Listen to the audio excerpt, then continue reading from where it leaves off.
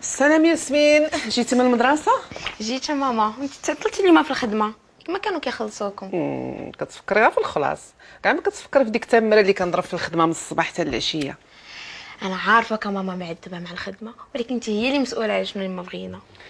باينه هادي شي لسه موجدها ليا. ياسمين شوفي، جيني من الاخر وقولي شنو بغيتي. ما بغيت والو ماما، غير واحد الكسوه بغيت نلبسها في المدرسه حيت ما بقاوش عندي الكساوي. وعلاش يا حبيبتي ما تقوليهاش لباباك هو اللي يشريها لك؟ كتعرفي بابا كي داير، هو كيقول لي ماشي شغلي انا في المصروف، ماما هي اللي مسؤوله عليه. هي ولا تبارك الله عليه، هو تفك وانا وحلت. شوفي يا ماما، ما تخافيش، انت ان شاء الله تخدمي وتعطينا، وانا ان شاء الله فين غنكمل قرايتي ونخدم نديك معايا لاوروبا نسارك تشري شنو ما بغيتي. لا لا لا، ما بغاش اوروبا، انا صيفطني غير الحج. صافي جاتك الوالده جاتك. الله يرضي عليك. امين الله يرضي عليك. ماما. نحيد جلابيتي ونجي لعندك. واخا نعم. يلا كمل.